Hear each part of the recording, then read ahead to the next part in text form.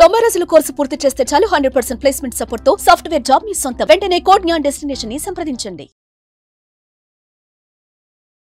నమస్కారం డాక్టర్ శ్రీయాచార్య అనంతకృష్ణ స్వామి గారు. చాలా మంది 2025లో క్లాసెస్ ఎప్పుడెప్పుడు ఎక్కడెక్కడ ఉండే అవకాశం ఉంటుందని చెప్పేసి అడుగుతున్నారు. ఎక్కడ ఉండే అవకాశం ఉంటుంది? మనకి ఇప్పుడు 16th మార్చ్ అండి హైదరాబాద్లో ఉంది. అలాగే 23 మార్చ్ వచ్చి వైజాగ్, 6 ఏప్రిల్ వచ్చి మనకి స్పెషల్ క్లాస్ ఉంటుంది హైదరాబాద్లో. అలాగే 13 ఏప్రిల్ వచ్చి రాజమండ్రి అండి, 27 ఏప్రిల్ వచ్చి బెంగళూరు, 4 మే వచ్చి తిరుపతి, 11 మే వచ్చి విజయవాడ అండి. ఓకే, ఈ విధంగా వీలైన తొందరగా ఎన్రోల్ చేసుకోండి. చాలా రష్గా ఉన్నాయి సమ్మర్ కాబట్టి తొందరగా ఎన్రోల్ చేసుకునే ప్రయత్నం చేయండి. 714వ మనీ మంత్ర వీడియో. ప్రీవియస్ వీడియోలో మీరు చెప్పినటువంటి ఒక మాట, డబ్బు, సంపద, ఐశ్వర్యం వాటి వైపు కనుక మనం రావాలి అనుకుంటే మనం ఆలోచించాల్సినటువంటి ఆలోచన కూడా అలానే ఉండాలి. అంతే తప్ప జాలి, దయా, కరుణ అనేటువంటి వాటి మీద ఫోకస్ చేయకూడదు. కొన్నిటి బాధ్యత కలిగి ఉంటాం అనేది మన ధర్మం, ఇంకా అది అలానే ఉండాలి అని నాకు చాలా బాగా అర్థమైంది. విషయం ఏంటంటే, పెద్దవాళ్ళు అప్పుడెప్పుడు ఇది తప్పు అంటే తప్పు, దాని జోలికి వెళ్ళకూడదు అని అంటే దాని వెనక అంతరార్థం చాలా ఉంటుంది. వాళ్ళది చూసేసి ఉన్నారు కాబట్టి తప్పని చెప్పారు. ఒకవేళ నువ్వు గొప్పవాడి అవ్వాలి అనుకుంటే, డబ్బు, సంపద, ఐశ్వర్యం రావాలి అని అంటే కొన్నిటిని వదిలిపెట్టేయాలి అంతే. ఇంకా దాని మీద మళ్ళీ డిస్టర్బెన్సెస్ మైండ్లో క్రియేట్ చేసుకోకూడదు. చాలా డిస్టర్బ్ చేస్తాయి, లక్ష్యానికి డిస్టర్బ్ చేస్తాయి. వాటికి సంబంధించినటువంటి మీనింగ్ ప్రీవియస్ వీడియోలో నాకు చాలా క్లియర్గా అర్థమైంది. Special thanks to you. అంత డీటెయిలింగ్ నాలెడ్జ్. ఎక్కడో పుస్తకాల్లో చదువుతూ ఉంటామండి, పాత పుస్తకాల్లో కొంతమంది బుక్స్ మనం చదివేటప్పుడు, లేదంటే ఇతిహాసాలు కొన్ని మనం చదువుకునేటప్పుడు, పురాణాలు చదివేటప్పుడు మనకు అర్థం అవుతూ ఉంటాయి, దీనికి ఇదే అని చెప్పి ప్రతి దాంట్లోనూ ఒక అంతరార్థం ఉంటుంది అని. నాకు మనీ మంత్ర సంబంధించినటువంటి సబ్జెక్ట్ వినేటప్పుడు చాలా విషయాలు అలా అవగతం చేసుకున్నాను, ఎక్స్పీరియన్స్ అయ్యాను. Thank you so much. అన్ని మన అనుభవాలే కదా. Yes, thank you so much. And 714వ మనీ మంత్ర వీడియోలో ఏం చెప్తున్నారు? ధాన్య పరిస్థితులు ఉన్నప్పుడు మీకు దుఃఖం అనేది ఎందుకు పట్టి పీడిస్తుంది అంటే, ఒక దిక్కులేని పరిస్థితి ఉంది, లేదా మనకి సిచ్యువేషన్ అంతా బ్యాడ్ అయిపోయింది, అప్పట్లో దుఃఖం నిన్ను ఎందుకు పట్టి పీడిస్తుంది అంటే, నువ్వు సంకుచితత్వ మనస్తత్వంతో కూడి ఉంటావు కాబట్టి నీకు ఆ దుఃఖం అనేది నేను పట్టి పీడిస్తుంది. అంటే ఇక్కడ ఎలా అంటే, బ్రాడ్ మైండ్ అనేది ఉండదు. ఆ బ్రాడ్ మైండ్ అనేది లేకపోవడం వల్ల ఏమవుతుందంటే, ఆ యొక్క ఏదైతే సమస్య ఉందో దాన్ని పట్టుకొని ఆలోచిస్తూ కుంజించిపోవడం అని జరుగుతుంది. కుంజించిపోవడం అనేది జరుగుతుంది. కుంజించిపోవడం అంటే, మనిషి ఎప్పుడైతే భయపడతాడో, ఎప్పుడైతే బాధలో ఉంటాడో కుంజించిపోతాడు. ఎప్పుడైతే విశాల దృక్పథంతో ఆలోచిస్తాడో అప్పుడు ఏమైపోతుందంటే ఎక్స్పాండ్ అవుతుంది, బాడీ కానీ మైండ్ కానీ ఎక్స్పాండ్ అవుతుంది. విశాల దృక్పథంతో ఎప్పుడు తింటావో బోలెడు అవకాశాలు రావడం అనేది మొదలవుతుంది. ఎప్పుడైతే సంకుచితత్వం మనస్తత్వం కూడి ఉన్నావో వచ్చే అవకాశాలను కూడా దూరం పోతాయి. అంటే ఏమైపోతుంది అంటే, నువ్వు దగ్గరికి అయిపోతావు. దగ్గరికి అయిపోయినప్పుడు ప్రపంచం నీతో దూరం అయిపోతుంది. ఎప్పుడైతే నువ్వు ప్రపంచం అంతా అయిపోతావో ప్రపంచం అంతా నీ లోపలికి వస్తుంది. అర్థమైందా? కాబట్టి నువ్వు ఎప్పుడైతే దుఃఖాన్ని కలిగి ఉన్నావో, లేకపోతే నువ్వు ఎప్పుడైతే అట్లాంటి దీనస్థితిలో ఉన్నానో, ఆ టైంలో నువ్వేమవుతావు అంటే, నువ్వు సంకుచితత్వం మనస్తత్వం అంటే కృషించి, లేదా నీ మైండ్ కానీ మొత్తం ఇట్లా న్యారో అయిపోవడం అనేది జరుగుతుంది. అది సైన్స్ చెప్తుంది. నువ్వు భయపడ్డప్పుడు కానీ, లేదా నువ్వు దీనస్థితిలో ఉన్నప్పుడు కానీ. ఇప్పుడు మనం దాని నుంచి బయటపడాలంటే నువ్వేం చేయాలి అంటే, ముందుగా సంకుచితత్వ మనస్తత్వాన్ని వదిలిపెట్టాలి. మనం ఏం చేస్తున్నాం, ఒక చిన్న ఎగ్జాంపుల్ చెప్తాను మీకు. డబ్బు రావాలంటే మనం ఏమేం చెప్పాము, ఫస్ట్ కృతజ్ఞత భావాన్ని కలిగి ఉండాలని చెప్పాము. దీనివల్ల ఏమవుతుందంటే, నీ సంకుచితత్వ మనస్తత్వం ఏదైతుందో అది మెల్లిగా బ్రాడ్గా విప్పుకోవడం అనేది మొదలవుతుంది. ఎందుకంటే ఎప్పుడైతే నువ్వు కృతజ్ఞతలు చెప్తున్నావో మెల్లిగా నీకు తెలియకుండా అందరి బాగోగులు కోరుకుంటున్నావు. అంటే ఏమైపోయింది, నీకు తెలియకుండా నీ మైండ్ అనేది బ్రాడ్ అయిపోయింది. ఓకేనా?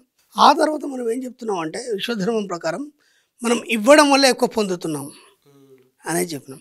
ఇప్పుడు ఇవ్వడం అనేది ఎక్స్పాండ్ చేస్తున్నాం అందరికీ. దానివల్ల ఏమవుతుంది, నీ సంకుచిత మనస్తత్వం అనేది బ్రాడ్ అయిపోయింది. ఆ తర్వాత ఏం చెప్పుకున్నాం, మనం అందరి పట్ల కృతజ్ఞత కలిగి ఉండమన్నాం. ఓకే, దాంతోపాటు ఇంకేం చెప్పాము, ఎవరికి చెడు చేయొద్దని చెప్పాము. ఎందుకంటే విశ్వధర్మం ప్రకారం నువ్వు ఏది ఇస్తే అది తిరిగి వస్తుందని చెప్పాము. ఇక్కడ మనం డబ్బు రావడానికి చెప్పట్లేదు ఇవన్నీ, సీక్రెట్ అది ఏం చెప్తున్నామంటే, మనం డబ్బుకు సంబంధించిన సబ్జెక్టు చెప్పట్లేదు, మనం డబ్బు గురించి చెప్పట్లేదు. నీకు డబ్బు రావాలంటే ఇక్కడ ఏం చెప్పాడంటే, నువ్వు సంకుచితత్వ మనస్తత్వం కూడున్నావు కాబట్టి ఆ దైన్య స్థితిలో నువ్వు దుఃఖాన్ని పొందుతున్నావు. ఇప్పుడు ఈ సంకుచిత మనస్తత్వాన్ని బ్రాడ్ చేసుకుంటే డబ్బు సంపాదించడం ఆటోమేటిక్ వస్తుంది కదా. ఇక్కడ మనం డబ్బు గురించి ఏం చెప్పట్లేదు, కృతజ్ఞత చెప్పన్నాం. డబ్బు ఉందా అక్కడ? లేదు. ప్రేమను పంచమన్నాం, అక్కడ డబ్బు ఉందా? లేదు. అవునా కదా? డబ్బు కావాలంటే డబ్బును పంచమన్నాం, లేదా నువ్వు ఎవరికైనా సరే నీతో ఏదైతే అది పంచమని చెప్పావు. దానివల్ల ఏమైపోయిందంటే, ఈ సంకుచితత్వ మనస్తత్వంతో అది బ్రాడ్ మైండ్గా తయారైపోయింది.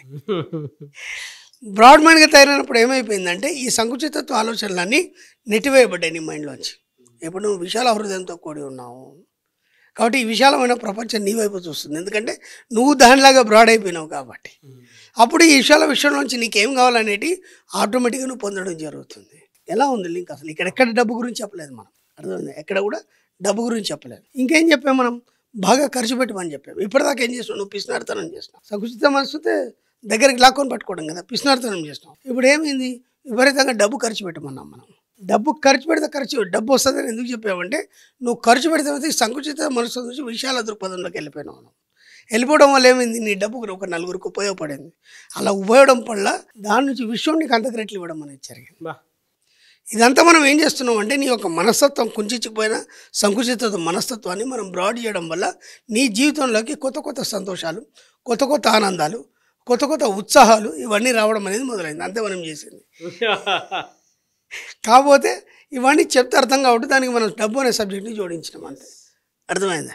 అదే చెప్తున్నాడు సబ్జెక్టులు ఏంటంటే, ఎప్పుడైతే నువ్వు దీనస్థితిలో ఈ యొక్క పేదరికాన్ని కానీ ఈ యొక్క దైన్య స్థితిలో ఇట్లాంటి సిచ్యువేషన్ నువ్వు ఎందుకు అనుభవిస్తావంటే, ఆ సమయంలో నువ్వు సంకుచిత మనస్తత్వాన్ని కలిగి ఉంటావు కాబట్టి నువ్వు ఇవన్నీ అనుభవించడం జరుగుతుంది. కాబట్టి నీ యొక్క మనస్థితిని మార్చుకోమని చెప్తున్నాడు అక్కడ. కాబట్టి ఇక్కడ నుంచి ఏం చేయాలి, మనము అలా నుంచి బయటపడాలన్నప్పుడు మేము ఏం చేయాలి, దాన్ని రివర్స్లో ఆలోచించడం మొదలు పెట్టాలి.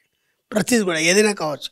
నువ్వు దుప్పటి కప్పుకొని నిండా పట్టుకొని ముడుచుకొని పడుకుంటావు. అర్థమైందా? నువ్వు సూర్యుని చూడాలంటే ఏం చేయాలి, దుప్పటి ఓపెన్ చేయాలి. అవన్నీ తీసేసి నువ్వు హాయిగా ఇలా చేతులు విచ్చుకొని విశాల దృక్పథంతో నువ్వు బ్రాడ్ మైండ్ అయిపోవాలి. అంటే నువ్వు లేవాలి, ముందు లేస్తే కానీ సూర్యుడు కనిపించాడు. అప్పుడు సూర్యుడు కనిపిస్తే కానీ నీళ్ళు చైతన్యం కలగదు. ఎప్పుడైతే చైతన్యం కలుగుతుందో ఆ చైతన్యం వైపు నువ్వు ప్రయాణం చేసినప్పుడు నువ్వు అనుకునేది సాధిస్తావు. అలా ముడుచుకొని కూర్చుండేది సాధించలేవు కదా. కాబట్టి సంకుచిత మనస్తత్వాన్ని వదిలి నువ్వు విశాల దృక్పథంలోకి ఎప్పుడైతే ప్రయాణిస్తావో ప్రపంచం, విశ్వం అన్నీ నీ కోసం సిద్ధంగా వస్తుంది. అది డబ్బు కావచ్చు, సంపద కావచ్చు, ఐశ్వర్యం కావచ్చు, అన్నీ నీ కాళ్ళ దగ్గర ఉంటాయి. కొంతమంది ఎలా ఉంటారంటే ఆ దుప్పటిని అలానే కప్పేసుకొని ఉండిపోతారు. వాళ్ళకి ఆ కంఫర్ట్ అయ్యే చూసుకుంటూ ఉంటారు. అదే అది సమ్మర్ వచ్చినా లేదంటే వర్షాకాలం వచ్చినా ఏది వచ్చినా ఇంకంతే, వాళ్ళు ఆ దరిద్రంలో ఉండడానికి ఇష్టపడతారు తప్ప బయటపడడానికి ఇష్టపడరు.